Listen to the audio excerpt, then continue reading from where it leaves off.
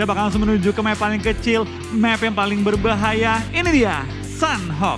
Ya, pastinya semua tim juga sudah bersiap untuk langsung menuju ke area-area Sunhawk, di mana kita tahu juga Paradise yang biasanya diisi oleh 2 tim. Kali ini tidak ada penghuninya sama sekali, membuat kita bertanya-tanya siapa yang nantinya akan coba turun di Paradise. Dan ini dia, pesawat sudah diterbangkan, di mana ternyata dari area sebelah kanan Hatin menuju ke area sebelah kanan Camp Charlie di sebelah kiri Dog. Membuat tim-tim sebenarnya apapun garis pesawatnya, dari jalur manapun garis pesawatnya, semua bisa mencapai ke kotanya masing-masing atau ke drop zone-nya masing-masing. Betul, ini fair banget sih. Dan balik lagi untuk Sunhawk sih, gue rasa Sunhawk untungnya bagi tim-tim, Sunhawk kan tuh 2x2. Tapi kalau diperhatikan, Sunhawk itu pulaunya dikelilingi air. Ya. Jadi realnya Sunhawk itu nggak 2x2 menurut gue pribadi.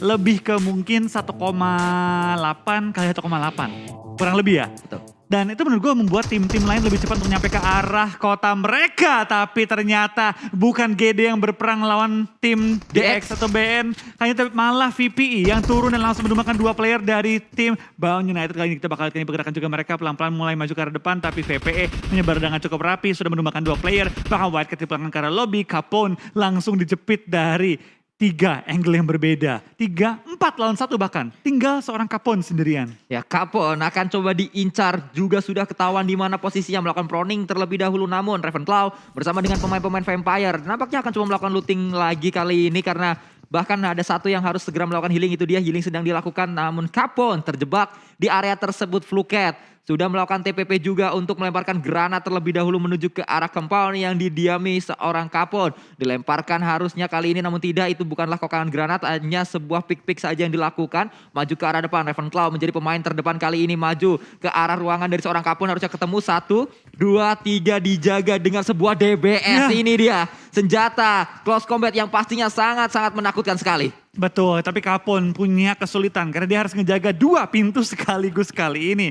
Dan jadi NFT, gue rasa mereka mendengar nih arah tembakan akan dilontarkan, tapi sebelum mereka bisa maju ke arah Paradise, mereka bakal harus nge-clear ke arah tim Infinity terlebih dahulu. Tapi Capone dapat 2 DBS yang mengerikan kali ini, terus diincar kiri kanan, semua ruangan dijaga. Kali dapetin korban lagi 3 orang. Clutch is real, clutch is real, clutch is not real untuk seorang Capone. Dapetin 3, hampir clutch 4, tapi baik lagi, hampir tidak pernah lah cukup. Ya, sayang sekali Capone kehilangan momen-momen di akhir sehingga tidak bisa mendapatkan sebuah clutch ke arah pemain-pemain dari Vampire. Sedikit lagi Capone dengan DBS, dan kita melihat kali ini Mika OP akan coba dicari, akan coba diincar dengan M249 yang didapatkan oleh seorang 20. 106 peluru disiapkan, namun reload padahal masih ada 106 peluru. Betul, tapi lihat kali ini bakal lihat dari APG langsung mengirim 1 orang maju ke arah depan. 2 bahkan kali ini maju ke arah depan untuk coba menumbangkan player-player dari tim Axis. Di mana Mika cabut, Foki dikorbankan kali ini dan upaya coba untuk menumbangkan player dari tim APG.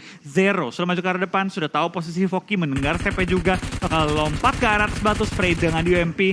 Foki hanya punya 1 batu sebagai cover, tertumbangkan dan harusnya langsung dipulangkan ke arah lobby di awal-awal. Ya, bahkan di end dengan sebuah panci oleh seorang hero kali ini. Ada sebuah tembakan-tembakan menuju ke arah crate dari Foki juga. Looting dilakukan kali ini oleh pemain-pemain dari tim APG, Angkor Esport maksud saya. Dan kita melihat juga ini dia dari sisi lain, Axis. Seorang Faris berlari-lari saja, dan inilah yang terjadi di Sunhawk kita. Ternyata sangat cepat temponya di awal-awal, di early game kita baru menit yang ketiga menuju menit yang keempat, tapi fight sudah terjadi setidaknya di 3 tempat yang berbeda. Betul, Infinity kehilangan Nuzi tadi dari tim BN, kehilangan 4 member mereka, dari Axis kehilangan 1 member mereka. Dan kalau diperhatikan di weekday juga ketika bermain Sunhawk, Axis itu memang ngambil drop yang cukup riskan. Mereka tempel ke Charlie ada tim RRQ, mereka tempel ke Nakam ada tadi dari APG. Emang resiko gitu, dan biasanya tim RRQ juga tim APG kan misalnya skip 1 ya udahlah nyantai, ada yang kosong gitu. Tapi di Super Weekend mereka bakal selalu bertemu dengan 2 tim yang ngejepit mereka. Kanan ada RRQ, kiri ada APG.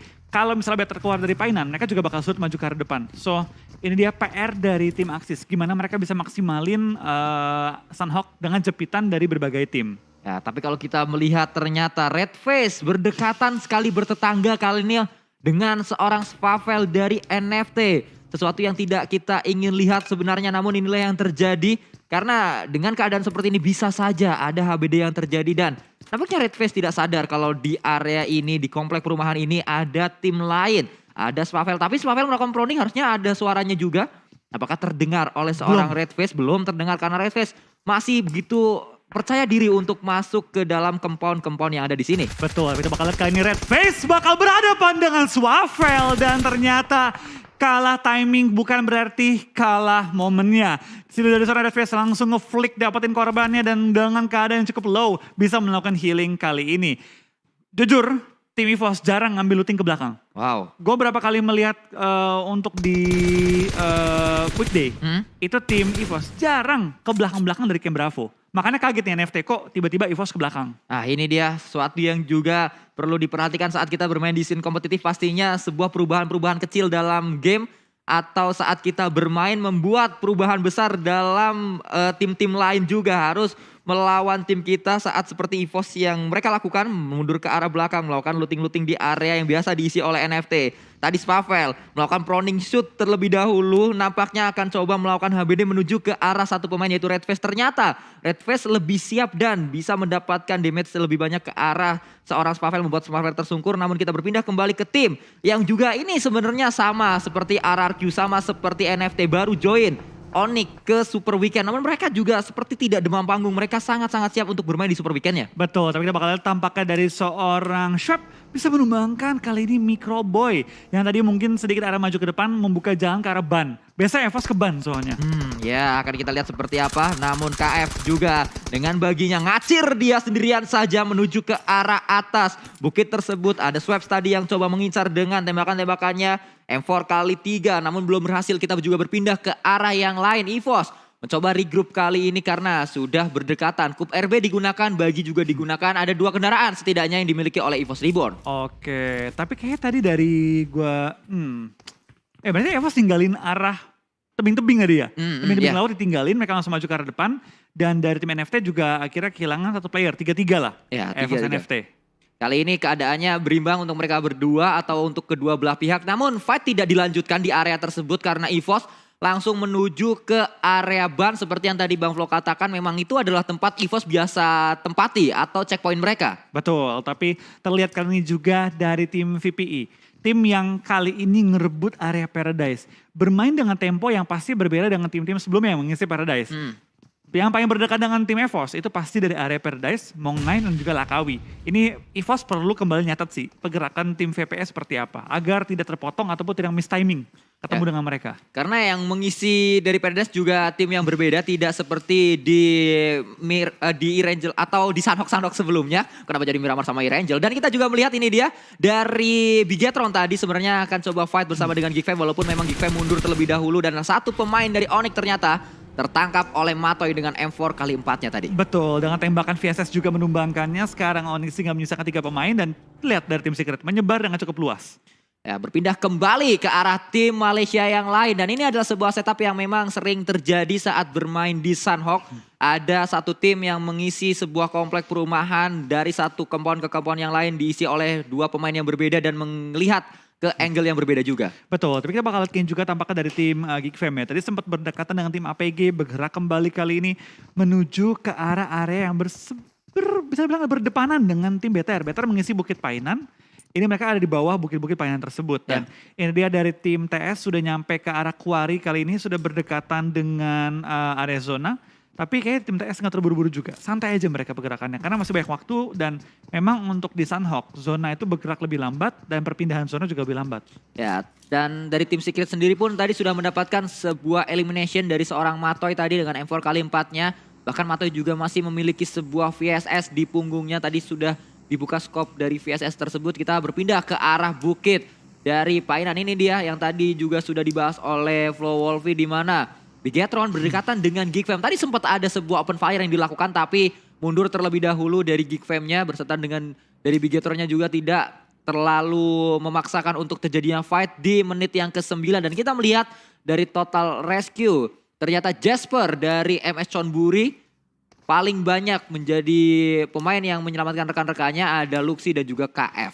Betul, tapi kalau kita lihat kayaknya juga ya dari beberapa bisa bilang tim Indo yang muncul di top rescue menunjukkan juga bahwa dari tim BTR, dari tim EVOS emang tim perang. Ya, betul sekali. Dari MS Chonburi juga kenapa ada Jasper di sana? Karena memang MS Chonburi pola permainan mereka tabrak-tabrak terus ke arah tim-tim lain. Betul, tapi dari tim MSC bisa dibilang mereka juga tim yang menurutku pribadi itu cukup mengagetkan gitu. Gue nggak kira mereka squad ini dan terlihat kali ini dari tim MSC, tim yang berisikan cukup banyak veteran juga yang berasal dari tim Purple Mood, mainnya rapih banget, mainnya hati-hati banget dan terlihat gitu ketika mereka masuk ke late game, itu mereka ngekontrol pinggiran zonanya rapih banget. Ya, itu adalah sebuah bentuk atau hasil dari pengalaman yang berbicara karena kita lihat juga dengan banyaknya pengalaman yang juga dimiliki oleh ternyata tim-tim lain hanya berganti nama saja, hanya berganti atau berpindah tim saja. Isi pemain-pemainnya adalah pemain-pemain yang juga sering kita lihat di sebuah turnamen-turnamen internasional gitu. Ini Betul. menjadi sesuatu yang menarik di PMPL saya season yang keempat kali ini dan berpindah ke arah yang lain. Ini dia dari Eagle Esport, ada Namsin dan juga yang lainnya. Dan kalau kita berbicara dari Eagle Esport, mereka juga merupakan alumni dari PMC Osea. Waktu itu bernama Chopper dan juga Chopper pernah bermain di tim FFQ. Iya, FFQ dan juga untuk seorang Namshin pernah main di BAT. BAT benar, pernah main di BAT juga. Lalu pernah berpindah ke V Gaming, saat ini bermain di Eagle Esport. Nah, pemain-pemain seperti ini dimiliki oleh beberapa tim seperti MSC. Dia punya Jasper yang juga sudah sangat-sangat berpengalaman. Namsin ada di Eagle Esport, terus kita juga Ini Ponzai juga nih. Ponzai juga. Ini adalah pemain-pemain yang sebenarnya udah punya jam terbang tinggi, cuma sekarang namanya aja ganti timnya gitu. Betul, ya pindah tim lah berarti Betul. ya.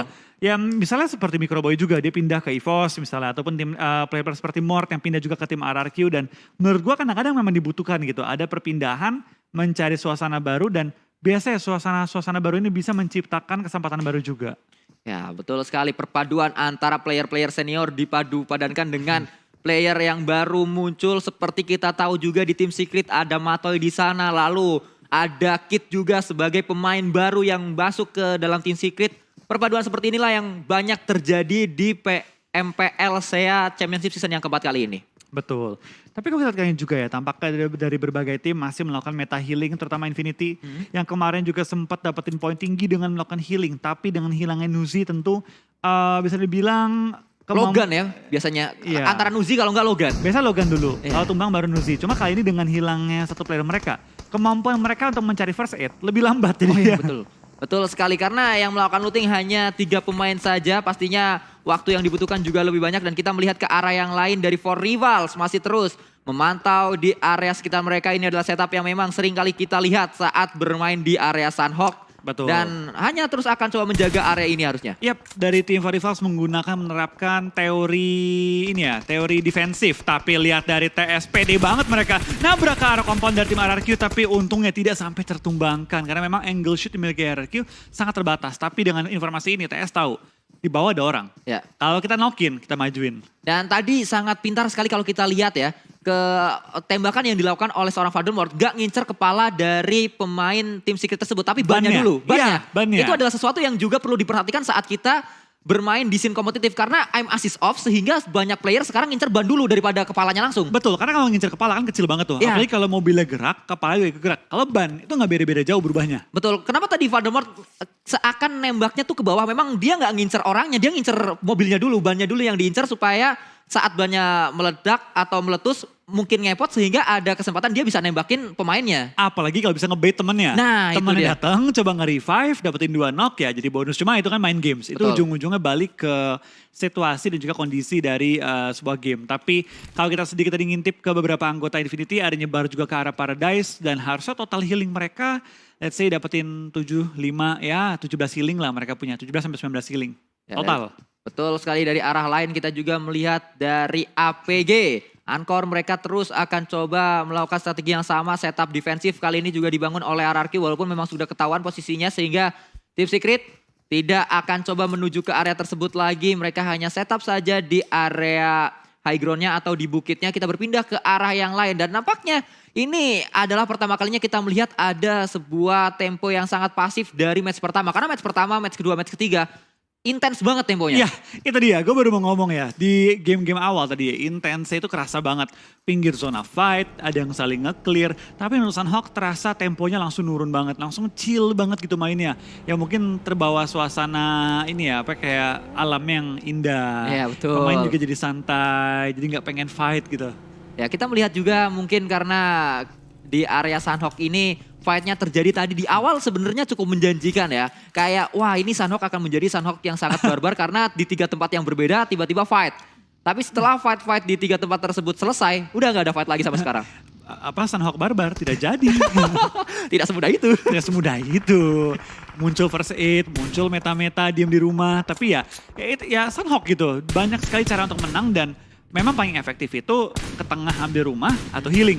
Ya. Biasanya untuk mayoritas tim. Tapi ada juga tim-tim yang pede untuk mengambil langkah-langkah berbeda. Seperti VPE main di pinggir-pinggir zona. Kayak GD zaman dulu mainnya. Betul. Pinggir zona nge-clear dengan sangat rapi dan it works gitu. Bahkan VPE sudah mengantongi 5 elim. 4 dari awal, 1 dari pick off. Ya dan sebenarnya setup-setup seperti defensif itu juga sesuatu yang bukan bisa dikatakan gak salah. Itu adalah sesuatu yang benar karena beberapa momen gak ngapa-ngapain adalah hal yang terbaik gitu untuk momen-momen tertentu. Sehingga ada beberapa tim yang memang kalau dilihat kenapa tim ini gak ngapa-ngapain. Karena ya dia gak perlu ngapa-ngapain juga. Dia punya tempat yang aman, dia gak dikejar oleh Blue Zone juga, gak ada fight yang harus dilakukan juga.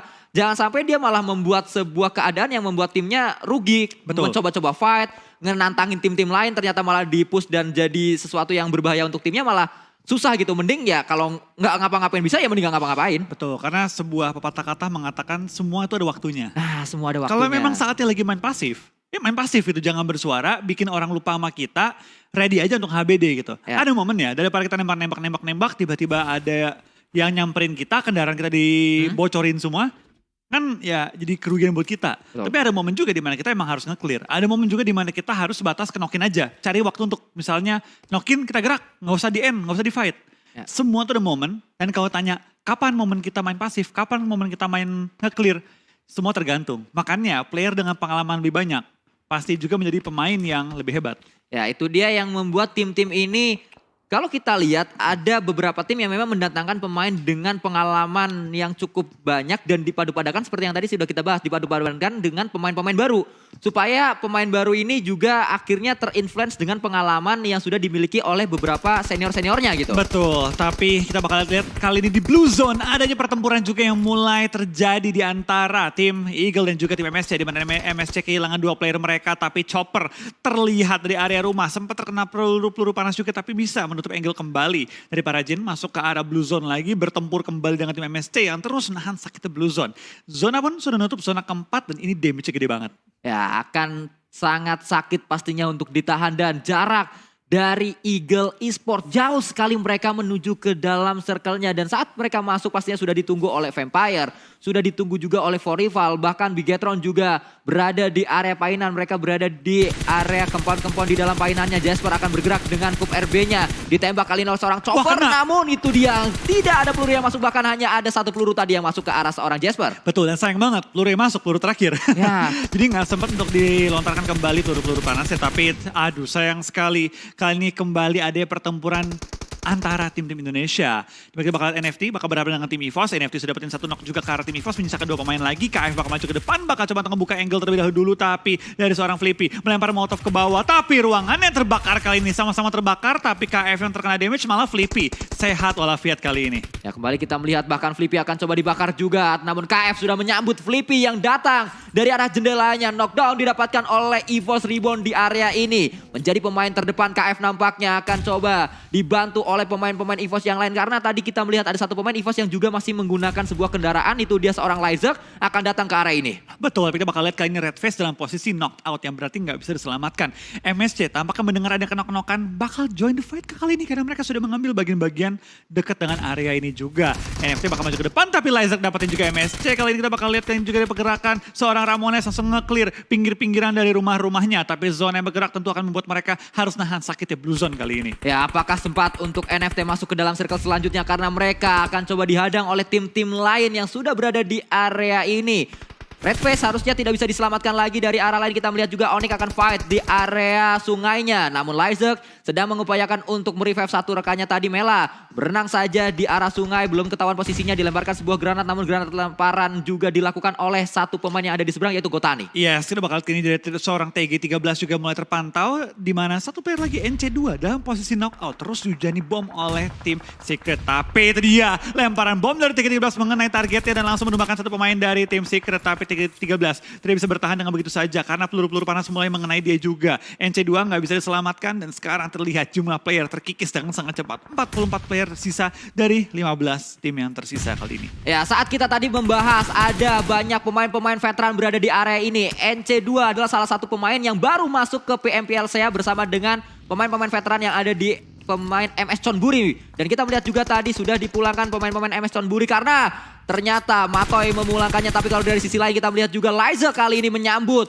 pemain NFT. Ini saling balas-balasan antara EVOS dan juga NFT. Tampaknya Liza menebak tempat di mana Ramones bertahan. Lemparan bom dilontarkan cuma sayang sekali belum bisa mental ke arah Ramones ya. Liza lagi berdua on fire banget. Ya, kita melihat Lyzak dan juga Ramones akan berduel di area ini. Dilemparkan kembali, meledak ke arah bawah mungkin. Namun masih ada jarak ternyata dan masih bisa melakukan healing kembali. Ponzai sangat dekat jaraknya dan langsung dipulangkan oleh seorang Stone. Betul, terlihat kali ini jumlah player, jumlah tim mulai terkikis. Bahkan NFT, EVOS, Onyx tinggal menyisakan satu member mereka. Bersama juga dengan tim Infinity yang masih melakukan healing. Untuk tim NFT, gue gak lihat tadi ya berapa jumlah healing yang mereka pegang. Cuma biasanya yang healing itu player lainnya bukan Ramones, tapi terlihat dari 4 rival bakal fight juga dengan tim 2E. Chopper tertumbangkan, misalkan para Jin di sisi belakang kali ini 2E dalam bahaya karena mereka sekarang 1 lawan 4 kondisinya. Ya, sulit sekali, bahkan akan coba dikonfirm sebuah elimination. Para Jin hanya bisa melakukan proning saja di belakang batunya, di sebelah batunya, sebuah natural obstacle yang akan coba dimanfaatkan. Healing kembali kali ini akan coba dilakukan oleh seorang Parajin karena Blue Zone sudah bergerak dan jauh jaraknya harusnya dari seorang Parajin. Dari sisi lain, For Rival juga memiliki PR yang sama. NFT sudah dipulangkan, nice try pokoknya untuk tim NFT. Dan kita melihat juga Fluket kali ini. Proning shootnya berhasil mendapatkan satu pemain, akan coba mencari yang kedua. Reed akan coba diincar, bangkit berdiri, akan coba melakukan proning shoot kembali namun belum. Bahkan sudah ketahuan juga bisa dilembak juga oleh pemain-pemain dari For Rival yaitu Reed, dan Reed mendapatkan seorang Fluket. Betul, knock demi knock, trading dilakukan juga. A-Pool langsung keluar dari pertahanannya, tapi dari seorang Ravenclaw memberikan covering fire. Kali ini masih menahan pergerakan dari seorang Reed. Terlihat kiri, kanan, depan, belakang semua player mulai berjatuhan. Tiba-tiba tinggal 32 player yang bertahan, 13 tim yang bertahan, dan VPE For Rivals masih pukul-pukulan di luar area zona. Ya, banyak tim yang harus fight di area luar dari circle-nya berada di area Blue Zone. Mereka harus berkutat dengan Blue Zone dan juga harus menahan damage dari peluru lawan-lawannya, membuat banyak sekali yang tumbang. EVOS juga tumbang dan kita melihat kali ini kembali ada gatekeep yang terjadi. Geek Fam menunggu pemain-pemain APG untuk datang. Betul, tapi terlihat dari APG kali ini masih nahan sakitnya Blue Zone. Dia berhasil knock itu player juga sedang melakukan revive, tapi dari Zero tidak bertahan lebih lama lagi dan termakan oleh sakitnya Blue Zone. Tiba-tiba hilang 2 tim.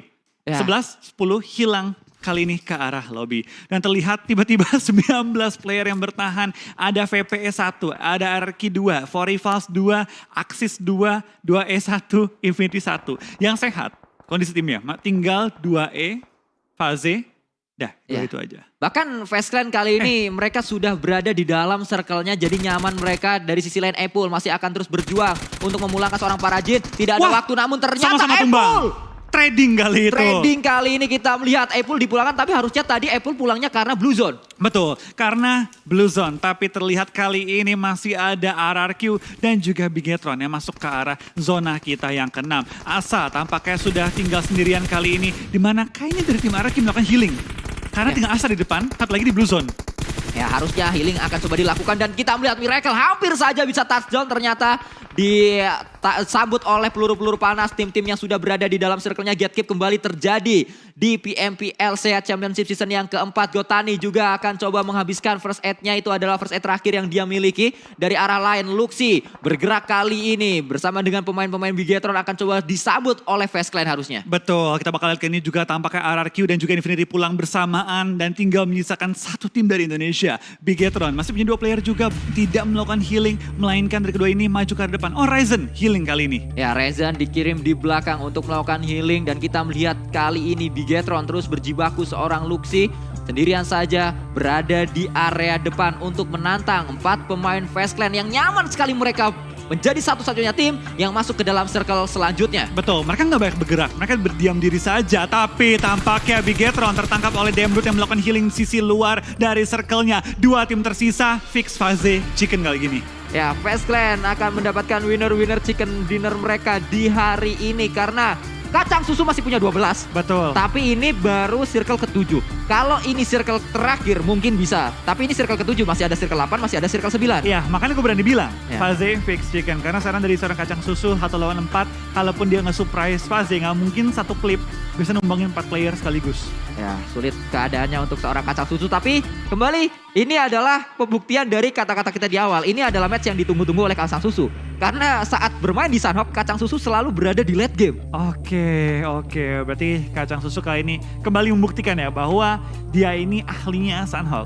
Ya, Kacang Susu ini juga pastinya menjadi sebuah penantang untuk Badru. Karena ini Badrunya Malaysia. Lawannya Badru, lawannya Ucup juga. Tentu kita bakal lihat nanti ya, mungkin satu hari ada perlombaan gitu. Siapa dokter terkuat di muka bumi. Wah, pastinya. Untuk PUBG Mobile ya. Untuk PUBG Mobile pastinya Indonesia akan mengirimkan Badru dan juga Ucup 2 yang sudah sangat terkenal sekali dan juga sudah terbukti sukses di PMPL Indonesia. Iya, kalau masing-masing region kirim 2, mungkin Indonesia cadangannya Ikiar. Oh iya benar. Dan kita juga belum tahu ya, dari regional lain kita baru mengenal Kacang Susu karena ini adalah hasil dari selalu Kacang Susu berada di late game. Sehingga kita ingat kalau Sanhok di PMPLCA kali ini Kacang Susu pasti late game. Mungkin Kacang Susu sama Logan lah, dia tahu ya. Logan berapa kali juga melakukan healing. Tapi untuk region-region lainnya belum terpantau yang langganan healing siapa aja. Tapi ini dia momen WWCD dari tim FaZe Clan, di mana mereka berhasil bertahan hingga akhir berempat juga. Tapi hanya membawa 3 poin eliminasi. Ya, hanya membawa 3 poin elimination saja membuat FaZe Clan kali ini walaupun mendapatkan WWCD harusnya tidak terlalu banyak poin-poin yang mereka kumpulkan. Tapi balik lagi, setiap ada tim yang mendapatkan WWCD pasti 15 poin sudah pasti mereka dapatkan. Sehingga 15 tambah 3 ada 18 poin yang mereka kumpulkan di map Sanhok kali ini. Betul, yang mengerikan adalah VP. Tumbang di posisi ke-7, membawa 10 poin eliminasi. Wow. Itu tim yang benar-benar fight dari awal sampai akhir. Tapi terlihat memang Sanhok kali ini cukup memakan banyak korban dari blue zone-nya. Dalam sekejap kita melihat tadi mungkin 10 player hilang. Ya. 2 tim hilang. Next zone-nya